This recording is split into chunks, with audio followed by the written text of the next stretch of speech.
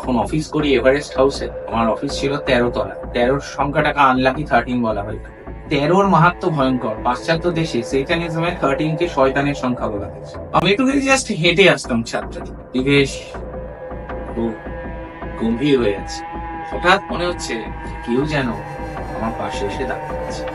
আমার শরীরের যে তাপমাত্রা সেটা একটু কমে এসছে। মৃত যা কিছু সেটাই কিন্তু ঠান্ডা। বাঁ হাতটাই মূলত চিমটি কেটে দেখছি, সেন্সেশন হচ্ছে। আমার একটু ইনসিকিউর ফিল হচ্ছে, আমার প্রচন্ড ভয় করছে, আমার ভালো লাগছে না, গলা দিয়ে থুতু নামছে না, ভয়ঙ্কর একটা ড্রাইনেস যাকে বলে টাং স্টিফনেস সেটা এসে গেছে। শরীর যেন ভেতর থেকে কেউ টেনে নিচ্ছে, শুকিয়ে যাচ্ছি আমি। বাঁচাও, আমায় বাঁচাও, আমি আর পাচ্ছি না।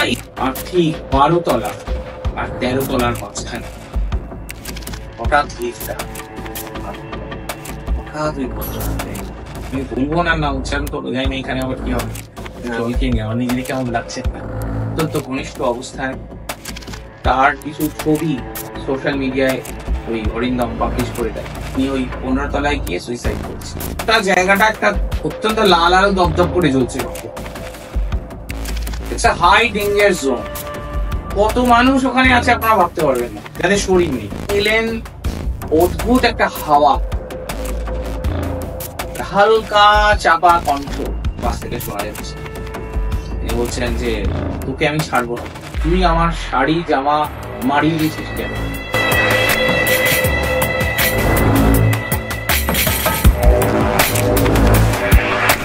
আজকে 4th এপিসোড আমাদের স্বামীজির সাথে। 4th এপিসোড পরপর আমরা এপিসোড শুট করেছি, পরপর আমরা এপিসোড আনছি আপনাদের জন্য।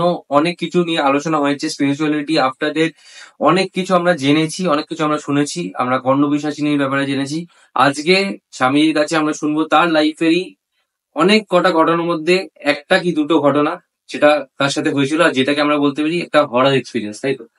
তো ডাইরেক্ট আমরা আজকে চলে যাচ্ছি স্বামীজির কাছে এখন। আর আমি কোনো কথা বাড়াবো না। স্বামীজি, আপনার লাইফে হরার এক্সপিরিয়েন্সেস অনেক হয়েছে যেটা শুনেছি, তো তার মধ্যে যদি কিছু শেয়ার করেন। অবশ্যই শেয়ার করবো। তো এরকম গ্রীষ্মের একটা দুপুর, তো আমি তখন অফিস করি এভারেস্ট হাউসে, এটা জওহরলাল নেহরু রোডে। ওইখানে আমার অফিস ছিল 13 তলা। 13 সংখ্যাটাকে আনলাকি 13 বলা হয় থাকে। টেবিল নাম্বার 13 বলে একটি সিনেমাও হয়েছে। তো রাত 12:05 বলে একটি ছবি আছে, তো তাতেও 13 সংখ্যায় সেটা রিলিজ করেছিল। তো 13 মাহাত্ম ভয়ঙ্কর। পাশ্চাত্য দেশে সেইটানিজমে 13 কে শয়তানের সংখ্যা বলা হয়েছে। তো আমাদের এখানে আমরা ভূত, পেতনি, স্কন্ধ কাটা, পিশাচ, এইটুকুই ডেমন এন্টিটির মধ্যে আমার এইটুকুই আমরা জানি। তো ওই রকম একটা সময় আমরা গেছি আর কি, গরমের সময়। আমি অফিস গেছি জওহরলাল নেহরু রোডে এভারেস্ট হাউসে, অ্যাড এজেন্সিতে আমি চাকরি করি। না, ওটা শুধু অ্যাড না, ওটা একটা এজেন্সি ছিল, এটা ট্রাভেল অ্যান্ড অ্যাড। তো এই এজেন্সি ছিল, সেখানে আমি চাকরি করি। তো 13 তলায় আমাদের অফিস ছিল। ওখানে দুটো লিফট আছে, সেই লিফটের একটা দিয়ে আমি যেতাম আর কি। তো একটা যেত 1 থেকে 10 আর 10 থেকে 15, আর একটা তো আমার নামতে হবে দ্বিতীয়টাতে। তো প্রায়শই লিফট অদল বদল হয়ে যেত কোথাও। তো অফিসটা খুব সুন্দর, অফিস পলিটিক্স যেমন থাকে আর সেই সবও ছিল। তো বেশ ভালো বড় অফিস। তো ওই জানলাটা খুললেই ভিক্টোরিয়া মেমোরিয়াল একদম সুন্দর দেখা যায়। সারা কলকাতা, মানে কলকাতার রাজপথটা একদম সুন্দরভাবে দেখা যায়, সবুজ চারিদিকে, খুব ভালো একটা ভালো ফিলিং। এবং ওই 15 তলার উপর উঠলে আকাশ যেন একদম কাছে, খুব সুন্দর লাগে। তো আমি যখন উঠেছি আর কি ওই লিফট দিয়ে 15 তলায়, তো খুব ভালো একটা গুড ফিলিং হয়েছে। তো আমার প্রায়শই ইচ্ছে ছিল, দেখুন অফিসে কাজ আপনারা সবাই জানেন, আমাদের লাইফ এখন খুব স্ট্রেসফুল। তো সবাই একটু নিজের মতো করে রিল্যাক্স হতে চায়। তো আমি যেহেতু সিগারেট টিগারেট এগুলো খেতাম না, বা অন্য কোনো টক্সিক কিছু নেওয়ার ইচ্ছে নেই, তো আমি একটু জাস্ট হেঁটে আসতাম ছাদের দরজা সবসময় খোলাই থাকতো। আমার খুব ভালো লাগতো হাওয়ার সঙ্গে মিশে আছি। তো স্বাভাবিকভাবেই যেটা খুব মনে হতো একটু ঘুরে আসি, কারণ প্রায়শই টিফিন টাইমে চলে যেতাম। তো একদিন কি হয়েছে, আমি তো মানে সাইমেলটেনিয়াস অনেকবার কনসিকিউটিভ ব্রেক নিতাম। তো স্বাভাবিকভাবে এরকম সন্ধে হয়ে গেছে, প্রায় 6:30 7টা বাজে। কাজের প্রচন্ড প্রেশার, কাজটাকে একটুখানি রিল্যাক্স করার জন্য Hey, I'm taking a 5 minutes, 10 minutes break, sir. আমি আসছি আবার জয়েন করছি বলে আমি উঠে এসেছি। তো এই লিফটে করে কি আর উঠবে? 13 তলায় অফিস, 15 তলায় কি যা? হেঁটে হেঁটে অনেক সময় আমরা এক্সারসাইজ হতো বলে আহ, আহ, মানে উঠতাম। তো আমি লিফটে করে উঠেছি। তো পরিবেশ খুব গম্ভীর হয়ে আছে, অন্ধকার, ঝিঝি পোকা ডাকছে। আর এই কোলাহল না, কল্লোলিনী তিলোত্তমার যে এত গাড়ির আওয়াজ, 15 তলায় ওটা পাওয়া যায় না। তো তো হঠাৎ মনে হচ্ছে যে কেউ যেন আমার পাশে এসে দাঁড়াচ্ছে ছাদের মধ্যে। ছাদে। কোনো একজন ভদ্রমহিলা তিনি এসেছেন। তো আমার শরীরের যে তাপমাত্রা সেটা একটু কমে এসছে, একটু ঠান্ডা হচ্ছে শরীরটা।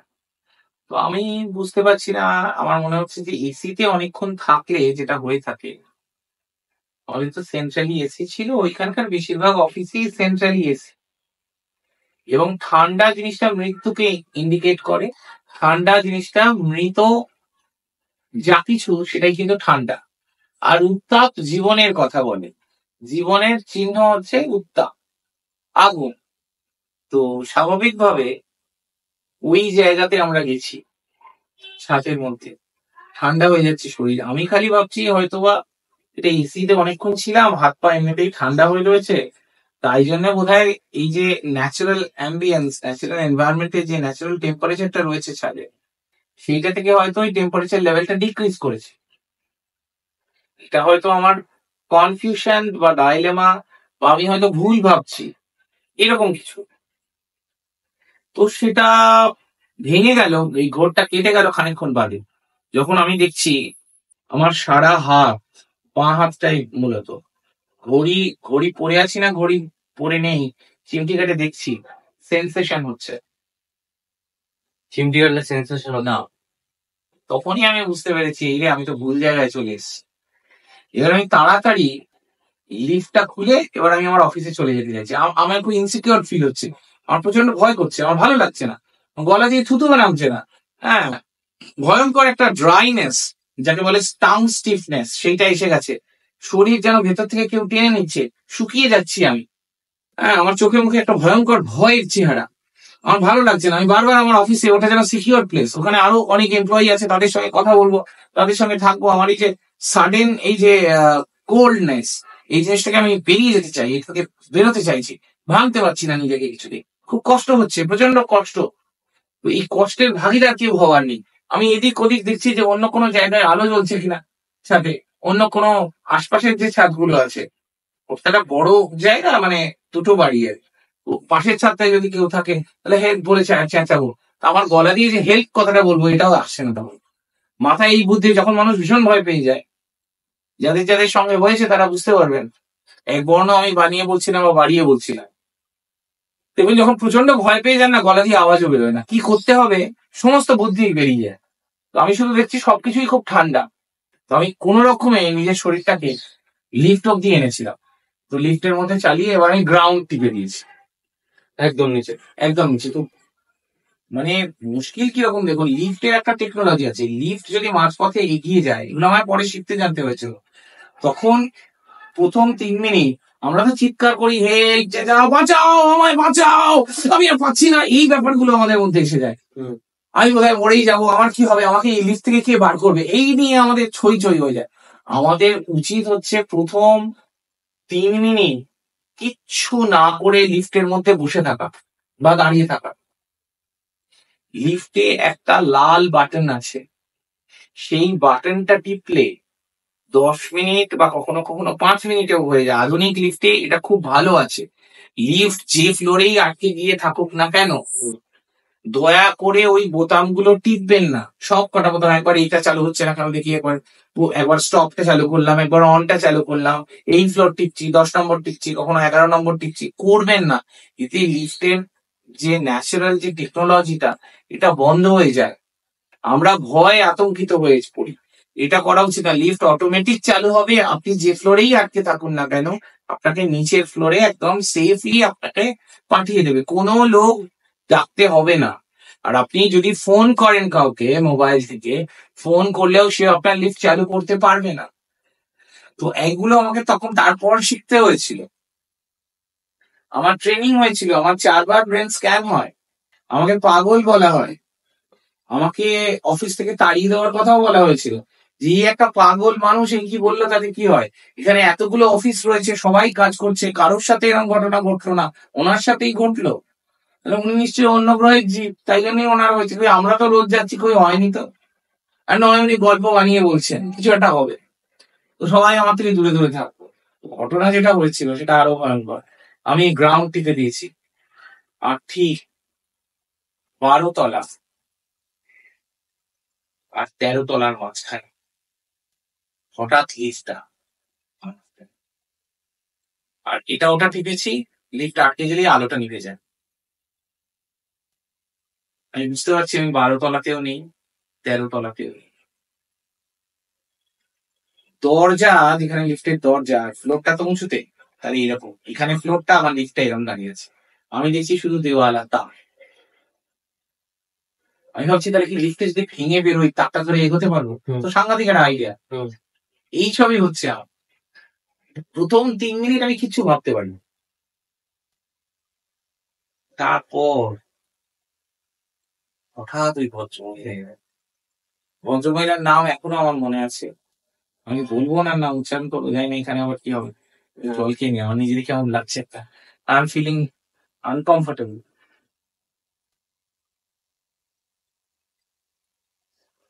নিজেই খুব অস্বস্তি পড়ে যাচ্ছে। আসলে যে এন্টিটির কথা আমরা বলি সেই এন্টিটি অ্যাট্রাক্টেড হয়। আপনি যদি বারবার পজিটিভ কথা বলেন, পজিটিভ ভাইবস আসে, সেটা পজিটিভ এনার্জি অ্যাট্রাক্টেড হবে। আপনি যদি নেগেটিভ এনার্জির কথা বারবার বলেন, নেগেটিভ এনার্জি অ্যাট্রাক্টেড হবে। স্বাভাবিকভাবে যেটা হচ্ছিল, তো সেজুতি মুখোপাধ্যায়, তিনি ওই অফিসেই একসময় চাকরি করতেন। তার অরিন্দম বলে একজন খুব ভালো বন্ধু ছিল, তাদের মধ্যে খুব ক্লোজ রিলেশনশিপ হয়, এবং তারপর অত্যন্ত ঘনিষ্ঠ অবস্থায় তার কিছু ছবি সোশ্যাল মিডিয়ায় ওই অরিন্দম পাবলিশ করে দেয়, এবং লজ্জায় অপমানে এই ব্ল্যাকমেলিং এর এগেনস্টে তিনি স্টেপ নেন। তো যত বেশি আমরা এই ব্ল্যাকমেলিং এর ব্যাপারটা পুলিশ বা প্রশাসনকে আমরা জানাই, তো তাতে লোক লজ্জা, লোক নিন্দার ভয় থাকে। তো উনি কি করেছিলেন, উনি এরকম অফিসে একটু উনি স্মোক করতেন, আমার শোনা কথা, এটা আমি নিজে দেখি। তো উনি ওই 15 তলায় গিয়ে সুইসাইড করেছিলেন ওই ছাদে। হ্যাঁ, তো যার জন্য ওই ছাদের দরজা বেশিরভাগ সময় খোলা থাকলেও গুণা করেও কেউ ওই ছাদে যান না। এবারে আমি যেহেতু নতুন জয়েন করেছি ওই অফিসে, তো আমাকে কেউ বলে দেননি যে আপনি ছাদে উঠবেন না, বা রিল্যাক্সেশনের জন্য তুমি যে কোনো জায়গায় যেতে পারো না। এমন অনেক জায়গা আছে যেখানে অনেক মানুষ যায়, এবং অনেক পপুলার জায়গা, যেমন রবীন্দ্র সরোবর মেট্রো স্টেশন, রবীন্দ্র সরোবর গোটা জায়গাটা ওটা হন্টেড জায়গা। ওখানে অনেকে প্রেম করতে যায়, অনেক কিছু অ্যাক্টিভিটিস করতে যায়।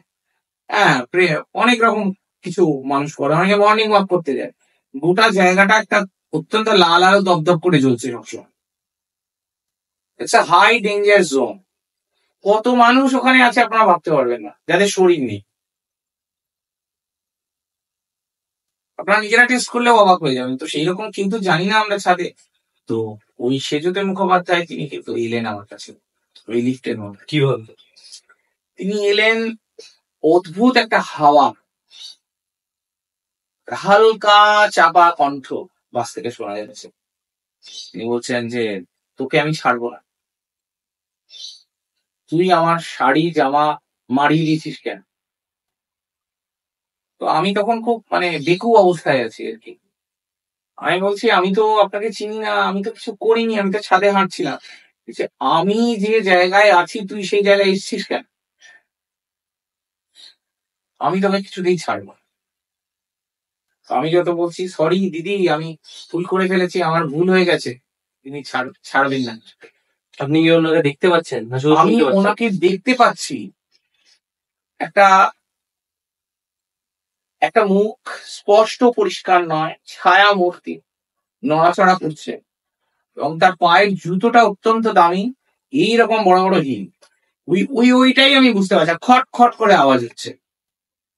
আমি অবাক হয়ে ভাবছি, দেখুন আপনাদের আমাদের সাধারণ মানুষের আইডিয়ার বাইরে, ওই যে হিল তোলা জুতোর একটা যে খটখট শব্দ হয় না, লিফটের চার ধারে ওই আওয়াজটা হচ্ছে। মানে লিফটটা পুরো বাইরে থেকে ঠক ঠক ঠক ঠক ঠক ঠক করে। কোনো মানুষ তো ফ্লোর দিয়ে হাঁটবে, ওই আশপাশের দেওয়ালেও উনি যেন বাইছেন। সাংঘাতিক একটা ব্যাপার। এবার কথার আওয়াজ মাঝে মাঝে আসছে, মাঝে মাঝে উত্তর দিচ্ছেন, মাঝে মাঝে উত্তর দিচ্ছে না। তো হঠাৎ আলোটা জ্বলে উঠলো লিফটে। আমি ভাবলাম নিশ্চয়ই এবার আলোটা জ্বলেছে, এবার নিশ্চয়ই আশার আলো কিছু আমার, এই অবস্থা থেকে আমি বেরিয়ে যেতে পারবো। সঙ্গে সঙ্গে আলোটা নিভে গেল। আলো জ্বলছে, আলো নিভছে, আলো জ্বলছে, আলো নিভছে, বারবার এরকম হচ্ছে। ভয়ঙ্কর পরিস্থিতি। এবার আমার মধ্যে যে কি গেছে সে শুধু আমিই জানি, আর ঈশ্বর জানেন, আর কেউ জানেন না। এবার আমি যে ঈশ্বরকে স্মরণ করবো সেটাও আমার মনে নেই। আমি নিজের নাম ভুলে যাওয়ার অবস্থা। এবারে যখন দেখবেন বেশি মানুষ ভয় পেয়ে যায়, তখন নিজেকে কি যে করবো আমি নিজেই কিছু জানি না। তো সেই পরিস্থিতির মধ্যে আমার পকেটে যে একটা মোবাইল আছে, মানি ব্যাগ আছে, এখন মোবাইলটা নিয়ে আমি কি করতে হয় আমি তো সেটাই জানি না। এই ঘটনাটা এরকম 2009 হবে, ভালো মনে নেই, 2009-10 হবে। আমি কিছুই বুঝতে পারছি না। এবার একটা করে প্রশ্ন করছেন, এবার বলছেন যে অরিন্দমকে চিনিস? আমি বলছি হ্যাঁ চিনি, তিনি আমাদের ম্যানেজার। বলে অরিন্দম আমার লক্ষ্য, তোকে আমি এখানে আটকে রেখেছি একটাই কারণ, তোকে ছাড়াতে কি আসে দিক, তুই আমার শাড়ি জামা মারিয়ে দিয়েছিস কেন? আমি কি বুঝতে, শাড়ি জামা কোথা থেকে আসবে? ছাদের মধ্যে তো খোলা ছাদ, একটা গাছ পাউচও নেই ওখানে যে গাছ দিয়ে সাজিয়েছে, প্লেন ল্যান্ড, মানে পুরো ফাঁকা ছাদ, আর দুপাশে দুটো রিজার্ভার আছে, আর কিচ্ছু নেই। তো তুই আমার শাড়ি মারিয়ে দিয়েছিস কেন? আমি খালি ভাবছি আমি কোথায় মারালাম, তো বুঝতেই পারছি না। তোকে ছাড়াতে কে আসে দেখবো, অরিন্দমকে আমি ছাড়বো না। তো আমি কিছুতেই প্রশ্নটার উত্তর পাচ্ছি না। তো এরকম করতে করতে একটা সময় আমি বললাম আমাকে ছেড়ে দিন, আমি আমি অফিসে কাজ করি, আমি কারুর কোনো ক্ষতি করিনি, আমি জীবনে কারুর, আমি আপনাদের সবাইকে সম্মান করি, আমি চাই যে আপনার প্রত্যেকে স্বাবলম্বী হন, দেহ পান, আমি সকলের মুক্তির জন্য প্রার্থনা করি। আপনাদের কষ্টটা আমি বুঝি, আপনাদের যে প্রচন্ড পেইন, যখন মানুষের মৃত্যু হয় 40,000 কাঁকড়া বিছে একসাথে কামড়ালে যেরকম কষ্ট হয়, তো ঠিক মানুষের মৃত্যুর সময় ওই রকম কষ্ট হয়। মানুষের মৃত্যুর সময় মানুষ দু চোখে অন্ধকার দেখে, তার প্রচন্ড কষ্ট হতে থাকে। সে বলে আমাকে ছেড়ে দাও ছেড়ে দাও, প্যালপিটেশন শুরু হয়ে যায়। মৃত্যু যে কি ভয়ঙ্কর। এবারে আমি তো লিফটের মধ্যে আটকে গেছি। এবারে একটা সময় দেখলাম সত্যি লিফটের নিচে চলে গেল, কিন্তু মুক্ত হাত, প্রাণ ফিরে গেল। এবার সিঁড়ি দিয়ে আমি উঠছি, সিঁড়ি দিয়ে উঠছি, দেখছি আমার পেছন পেছন কে যেন হাঁটছে, মানে ফল উঠছে, হাঁটছে সময় আমি যতক্ষণ স্টেপ এগোচ্ছি সেও এগোচ্ছে, একটা কালো ছায়া, ওই সেজুদিন ঘুরেছি, উনি ছাড়া আর কেউ না। তো সমানে বলছে তুই অরিন্দমকে গিয়ে কিন্তু বলবি আমি আছি, আমি আছি, নাহলে আমি কিন্তু অফিসের মধ্যে ঢুকবো, তুই কি চাস অফিসটাকে আমি শেষ করে দিই? আমি বারবার ভাবছি যে আমি তুই তো বাড়ি করছে কেন, আমি একটা ডিসেন্ট পার্সোনালিটি, একটা ভদ্রলোক, আমার তখন সাধারণ জীবন চলছে, সাধারণ করি, কেউ জানে না, আমি তো গুপ্ত সাধক, প্রকাশ করিনি কোনোদিন, আমি সকলের মধ্যে ঈশ্বরকে দিই। তো আমাকে তুই তো গাড়ি করছে, আমার খুব খারাপ লাগছে। বলছে আমাকে মুক্তি দিতে পারবি, তুই তো সাধনা করিস। আমি বললাম নিশ্চয়ই আমি চেষ্টা করবো। যে না না, এসব ছেলে কথা আমি বিশ্বাস করি না, আমি অরিন্দমকে চাই। অরিন্দম বাবু একজন ম্যানেজার। আমি তারপরে এরপরে কোনো বয়স আমি যাবো, আপদ বিদে হয়েছে মাথা কাছে, আমি বাথরুমে গিয়ে মুখ টুক ধুয়ে সবে বসেছি, এর পাশে অরিন্দম বাবু দাঁড়িয়ে আছে। কি ব্যাপার, খুব ব্রেক নিচ্ছ যে? অফিসে তো মাইনে পাও কাজের জন্য, কাজ না করে ঘুরে ঘুরে বেড়াচ্ছ কেন? না না ঠিকই আছে, হঠাৎ মনে পড়লো যে আমাকে বলেছিল, না আপনিও যান না স্যার, একটু ঘুরে আসুন, ভালোই লাগবে আপনার। আমি কোথায় যাবো না হলে অবশ্যই তোমার কাছ থেকে জানবো না, আমি আমার মতন করে চলবো। কিছুক্ষণ পরে সত্যিই দেখলাম অরিন্দম বাবু তিনি কোথাও গেছে। তো এই অবধি ঠিকঠাক ছিল। অনেক রাত্রের দিকে ওই সেজুদি মুখার্জি যখন ম্যানেজার ছিলেন, অরিন্দম বাবু তখন সিনিয়র এক্সিকিউটিভ ছিলেন, ক্লায়েন্ট সার্ভিসিং করতেন। ওনাদের মধ্যে একটা বন্ডিং ছিল, প্রেমজ সম্পর্ক ছিল, হয়তো বিয়েও করতেন এরা। ওই সোশ্যাল মিডিয়ায় ছবি টবি কখনো অল্প অল্প করে অল্প টল্প ঢুকছে, হ্যাঁ একটু একটু করে আসছে। এবং তখন সোশ্যাল মিডিয়া এত পপুলার না হলেও কিছু কিছু জায়গায় মানুষ ইউজ করতো, কিছু কিছু অ্যাপ ছিল সে সময়, মানে নিশ ইয়েতে, এত হয়তো পপুলার নেই। পর্ন সাইট তখনও ছিল, এরকম কিছু করেছিলেন, এরকম ব্যাপার হচ্ছিল। তো উনি যেটি করেছিলেন ওই দিয়েই তো সম্পর্কটা নষ্ট হয়েছে। উনি রাত্রিরে ডিউটি করার জন্য অনেক সময় ওনার জামা কাপড় অফিসের মধ্যে কোথায় শুকোতে ছাদে যেহেতু শুকোতে দিতে কাউকে কি, উনি যেহেতু ম্যানেজার ছিলেন। তো এখনো অদৃশ্য ভাবে, গুচ্ছ ভাবে, সূক্ষ্ম ভাবে উনি ওইটাই ধরে আছেন যে আমার জামা কাপড় শাড়ি কেউ মারিয়ে দিচ্ছে না, ওটা ওনার গায়ে লেগেছে, তাই উনি আমার কাছে হাবি হয়েছে, প্রকট হয়েছে, নাহলে হতেন না। তো আমি খালি হচ্ছে এর কারণটা পরে সেটা জানতে পারি, অনেক পরে এই ঘটনা হয়ে যাওয়ার পর। আমি বেশি দিন আর চাকরি করিনি, 1 মাস মতন ছিলাম, জীবনে আর ছাদে যাই। হঠাৎ দুম করে একটা শব্দ, কোনো কিছু না বাস করি, আমি বুঝতেই পারলাম না কিসের শব্দ। মানে আমার গাড়ির টায়ার বাস করে না, খুব জোরে শব্দ হয়, অনেক সময় স্টোভ ফোভ বাস করলে ভীষণ জোরে শব্দ হয়, এরকম একটা শব্দ। তো একতলাতে গ্রাউন্ডে সব লোক জড়ো হয়ে গেছে, হইচই শুরু হয়েছে, সবাই খুব হইচই করছে। এবার আমরা, আমাদের একটা প্যাসেজ ছিল, সেখানে একটা ছোট্ট বারান্দা মতো ছিল, সেখানে নেতার বালতি এসব রাখা হতো, অফিস ফ্লোর ক্লিন করা হতো। গ্রুপটি স্টাফ যারা পরিষ্কার টরিষ্কার করেন দাদারা, ওই দাদারাই ওগুলো ব্যবহার করতেন। আমরা আর কি ফিনাইল নিয়ে কি করবো, মানে মপিং এইসব মপার টপার গুলো রাখা থাকে। সেইখানে আমরা মুখ বাড়িয়ে দেখছি, আরে কেউ একজন কিছু যেন, মানে তলা থেকে তো আর নিচে কি হচ্ছে বোঝা যায় না, প্রচুর ক্রাউড। নিচে যে সিকিউরিটি দাদারা আছে ওদেরকে ফোন করে জানা, বলে এই তো সুইসাইড हो गया है, अरे इधर हलचल मच गया है, सुसाइड हो गया है, बोला आप लोग ऊपर नहीं जाइए। বলছি কি এরকম, এখনকার দিনে হলে লাইভ সুইসাইড দেখা, তো অনেকদিন আগেকার কথা, তখন তো আর এটা সম্ভব না। স্বাভাবিকভাবে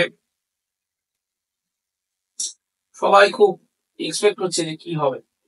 তো অনেকক্ষণ ধরে অরিন্দম বাবু আসছেন না, বলো ইসকা নাম তো অরিন্দম রয় হ্যাঁ। The mystery begins. অরিন্দম বাবু যে সময় আমাকে বললেন যে আমি কারোর কথা শুনো, তারপরে কিন্তু নিজে অত স্ট্রেসের মধ্যে থাকতেন, রিল্যাক্সড হতে কোথাও গিয়েছিলেন। প্রশ্ন হলো অরিন্দম বাবু কোথায় গিয়েছিলেন, কোথায় গেছে? স্বাভাবিকভাবে উত্তর প্রশ্নের মধ্যে রাখা আছে, ওই 15 তলাতেই গিয়েছিলেন। কারণ অরিন্দম বাবুর আর যাই হোক কোনোদিন ভাবতে পারেননি, বিশ্বাস করেননি যে কোনো প্রেত শক্তির হাতে তার মৃত্যু হবে। এবং যেহেতু তিনি একটা খুব সিনিয়র পজিশনে আছেন এবং ম্যানেজমেন্ট প্রোডাক্টিভিটি চায়, কাজ চায়, কে কার সাথে অ্যাফেয়ারে জড়িত, কে চরিত্রহীন, কে চরিত্রবান, কে সৎ, কে অসৎ, কোন কোম্পানি এটা দেখে না। কোম্পানি দেখে কাজ, এই কাজের মানুষ, তাই ম্যানেজমেন্টের কাছের মানুষ। সুইসাইড কার জন্য হচ্ছে, সুইসাইড হয়েছে এবং এটা পিওর সুইসাইডের ঘটনা, সেজুতি মুখার্জি তার যে সুইসাইডের ঘটনা। তো ম্যানেজমেন্টের টপ পজিশনে আছেন তিনি, ইস্টার্ন ইন্ডিয়াতে বিজনেস বাড়ানোর জন্য তিনি প্রায় হেড, অ্যাসিস্ট্যান্ট সেলস ম্যানেজার টাইপের, পরে রিজনাল ম্যানেজার হয়ে গিয়েছিলেন ওই কোম্পানি। বড় কোম্পানি, অনেক টাকা মাইনে দিতে পারে, মানি টক্স। তো সেই রকম টাকা আছে, তো সেই জন্য কেউ কিছু বলেনি, উনি ওগুলো পাত্তা দিতেন না। ওদের যারা এগুলোকে পাত্তা দেয় তাদের মন দুর্বল, এগুলো সব কুসংস্কার, all bags all craps go out. তো সবাইকে তিনি খুব, মানে একটু বাজে ভাষাতেই বলতেন, ফাক অফ এটি বলতেন। তো খুব ইংরেজিতে গালাগাল দিতেন, ইউ স্টাবর্ন, ইউ বাস্টার্ড, এই কথাগুলোই বলতেন। তো অফিসের পরিবেশটা যেহেতু একটা আমেরিকান কোম্পানি, তো খুব স্ল্যাং ব্যবহার করা হতো। এবং আপনারা জানেন যে প্রেত শক্তি ইউরিনেশনটাকে খুব ঘেন্না করে। তো ওই টয়লেটে 13 তলায় আমার নামতে হবে, পরে এটি জানা যায়, মানে দেখা যায় আর কি ওপরে গিয়ে, অরিন্দম বাবু ইউরিনেট করেছিলেন ছাদে। এবং তিনি খুব ননভেজ খেতে ভালোবাসতেন। ননভেজ, এই যে চিকেনের হাড় বা যা কিছু ভালো মন্দ খাবার, আমরা আমাদের অনেকের স্বভাব আছে দেখবেন যে কোনো একটা খাবার জিনিস খেলাম, খাবারটা খেয়ে ওই হাড়টা হয়তো ছুঁড়ে দিলাম, এইটা করা উচিত নয়। কিন্তু প্লেট ঘরের মধ্যে জমিয়ে রেখেছে, এঁঠো থালা বাসন মাজেই না। ঘরে সূর্যের আলো ঢোকে না। সূর্যের আলো ঢুকলে যে এই প্রেত শক্তি অ্যাক্টিভ হবে না তা না, একটু ডিস্টারবেন্স হয়। ঘরে অনেকে দেখবে নুন ছড়িয়ে রাখে, এটা বুঝতে হবে ওখানে প্রেত শক্তি আছে, তাই জন্য সল্ট দিয়ে ব্যারিয়ার করতে চাইছে, ন্যাচারাল সল্ট। সবসময় এটা অ্যাক্টিভ নাও হতে পারে। আর আপনি কি দেখাচ্ছেন, ডাইনোসরকে আপনি বন্দুক দিয়ে গুলি করবেন, তা হবে না। তার ভেতরে একটা মানে শক্তি কাজ করছে। অরিন্দম বাবু ওটা জানতেন না, তিনি ইউরিনেট করেছিলেন, ইউরিনেশনটা ওই শাড়িতেই হচ্ছে, মানে যে শাড়িটা ছিল সেই জায়গাটাতে উনি যেতেন, ওই জায়গাটা ওনার চেনা। সত্যি কেউ ওখানে শাড়ি চলে আয়, ওই জায়গাটা ওনার পছন্দের, ওনার পজিটিভনেস আছে। ওই অরিন্দম বাবুর ওপর পজিশন আছে যে ও আমার সাথে বেইমানি করেছে, বিট্রে করেছে, রিভেঞ্জটা আমি নিয়েই ছাড়বো। ওনাকে ওনার জন্যই সুইসাইড করতে হয়েছিল। তো স্বাভাবিকভাবে অরিন্দম বাবু কিন্তু ঝাঁপ দিয়েছিলেন। এবার সেটা কেন ঝাঁপ দিয়েছিলেন, ভয় পেয়ে ঝাঁপ দিয়েছিলেন, নাকি এত বেশি ডিপ্রেস ছিলেন, এত বেশি ওয়ার্ক প্রেশার, ওয়ার্কলোড নিতে পারেননি তাই জন্য ঝাঁপ দিয়ে, সেটা আজও অনেক অজানা। নাকি উনি কিছু দেখেছিলেন, এটা আজও অজানা। কিন্তু এই ঘটনাটা কিন্তু ঘটেছে, এবং এই ঘটনাটা এতই টেরিফাইং ছিল। তো ওনার দুটো চোখ পাওয়া যায়নি, এবং ওনার ঘিলু টিলু সব থেঁতলে গিয়েছিল, বেরিয়ে গিয়েছিল। ওনার মানে হাত টাত গুলো তৈরি করে দেওয়া হাত, মানে মোটামুটি সেলাই করা হয়েছে। যখন পোস্টমর্টম রিপোর্ট আসে ওনাকে দেখা যাচ্ছিল না, চোখ মুখ একদম ভয়ঙ্কর। ধরা যাক একটা মানুষের মুখটাকে যদি কেউ 1000 বার হাতুড়ি দিয়ে মারে, তাহলে তার মুখটা কিরকম হবে। তো আমরা যখন রেসপেক্ট করতে, শ্রদ্ধা জানাতে গিয়েছি, সাদা চাদর দিয়েই ঢাকা ছিল সবটা। আমরা সবাই দূর থেকে তাকে প্রণাম জানিয়েছি, বাস দ্যাটস অল। এবং উনি তো আমাদের সিনিয়র ছিলেন, এবং ওনার জন্য অফিস ছুটি ছিল, এবং আশপাশের সমস্ত অফিসও ওই একটা দিন বন্ধ ছিল। তো স্বাভাবিকভাবে এতটা বড় ঘটনা আমাদের সবাইকেই খুব ভাবিয়েছিল। আপনার সাথে যেদিনকে হয়েছিল ঘটনাটা, সেদিনকেই কি উনি সুইসাইড? সেদিনকেই রাত্রে বেলা, যখন আমি টয়লেট থেকে আপনি যখন চলে গেলেন, আমি যখন নিচে অফিসে বসে কাজ করছি, তখনই ধপ করে ওই শব্দটা হলো, এবং সুইসাইড। সুইসাইডটা উনি নিজে নিজে করেছেন নাকি কেউ ধাক্কা মেরে ফেলে দিয়েছে, সেটাও জানেন। অনেকে এটার সাথে স্বপ্নদ্বীপের ঘটনাটাকে রিলেট করতে পারবেন। এবং পৃথিবীর অনেক কিছুই অজানা। ঋতুপর্ণা ঘোষের সঙ্গে আমার যে সম্পর্ক, সেটি আজও আছে, এবং তাকে মাঝে মাঝে আমি হয়তো অকাল্ট সায়েন্স সম্পর্কে কিছু জ্ঞান আহরণের জন্য সাইন ল্যাঙ্গুয়েজে আমাদের কথা হবে, সে তোমার বাচ্চা এরকম যেমন কথা, সেটা না। রেসপন্স আসতে কখনো দেরি হয়, কখনো তাড়াতাড়ি হয়। নেতাজি সুভাষচন্দ্র বসু নিয়ে আমি বলছিলাম, তিনি যেখানে অবস্থান করছেন সেই জায়গাটি আমি বলবো না। তিনি দেশ নিয়ে ভাবেন, দেশের মানুষকে নিয়ে ভাবেন। আমি একটা কথা বলতে পারি, একটা মেসেজ আমি দিতে পারি, দেশের তরুণ প্রজন্ম, ইয়াং যারা 15 থেকে 25, বড্ড আত্মকেন্দ্রিক হয়ে গেছি আমরা। শুধু নিজের কেরিয়ার, নিজের লাইফ এই নিয়েই ভাবছে। অনেক বেশি ভালো থাকবেন তারা, অনেক কম ডিপ্রেস হবে যদি সবার সাথে একটু মেলামেশা করেন, সবার দুঃখে যদি একটু পাশে দাঁড়ান। সকলের তরে সকলে আমরা, প্রত্যেকে আমরা পরের তরে। এটাতে তো আর টাকা পয়সা লাগে না মানুষকে ভালোবাসতে। এটি কথা খুব আধ্যাত্মিকতায় বলা হয়ে থাকে যে মানুষই দেবতা হয় ওটা। ঈশ্বর তো কাউকে পাঠান, নিজে নিজে তো আর আসেন না। তো এটাও একটা বক্তব্য ছিল তরুণ প্রজন্মকে বলার। তো এই যে ঘটনাটা আপনারা এতক্ষণ ধরে শুনলেন, ঘটনাটা শুনতে মনে হচ্ছে যে আমরা মোবাইল দিয়ে শুনছি বা কোনো মিডিয়াম দিয়ে আপনারা শুনছেন, যেখানেই শুনুন, মনে হচ্ছে যে অতটা ইজি বা এরকম মনে হতে পারে অনেকের যে জিনিসটা তো ফেক, বানানো গল্প। কিন্তু এখনকার দিনে মানে স্টিল নাও, যেখানে আমরা সায়েন্সের যুগে বাস করছি, এরকম অনেক ঘটনা ঘটে যেগুলো কিন্তু যার কোনো ব্যাখ্যা পাওয়া যায় না। রাইট, কোনো ব্যাখ্যা কিন্তু থাকে না। এরকম অনেক ঘটনাই আজকে স্বামী যে ঘটনা বললেন, হয়তো আজ থেকে যদি 4-5 বছর আগে হতো, আমি নিজে এটাকে ফেক ভাবতাম। কিন্তু আমি নিজে যে ফেস করেছি অনেক কিছু, তারপরে অনেক মানুষজন যারা ফেস করেছেন তাদের থেকে শুনেছি, জেনেছি। আমার নিজের লাইফের এক্সপিরিয়েন্স আমি স্বচক্ষে যেটা এক্সপিরিয়েন্স করেছি নিজের জ্ঞানে। তো তারপর থেকে এগুলোকে ফেক বলাই যায় না। তো যারা শুনলেন কেমন লাগলো আজকের ঘটনাটা, এরকম ঘটনা আরো যদি শুনতে চান অবশ্যই কমেন্ট করে জানাবেন। আর স্বামীজির সাথে রেকর্ড করা সবকটা এপিসোড কিন্তু দেখতে ভুলবেন না, সবকটা একই প্লেলিস্টে আছে, পরপর জানাবেন। আর এরপর আপনারা কি পডকাস্ট দেখতে চান, কি টপিকে পডকাস্ট দেখতে চান, সেই সব কিছু কিন্তু কমেন্ট বক্সে জানাতে পারেন। দেখা হবে অন্য একটা পডকাস্টে, ততক্ষণ সবাই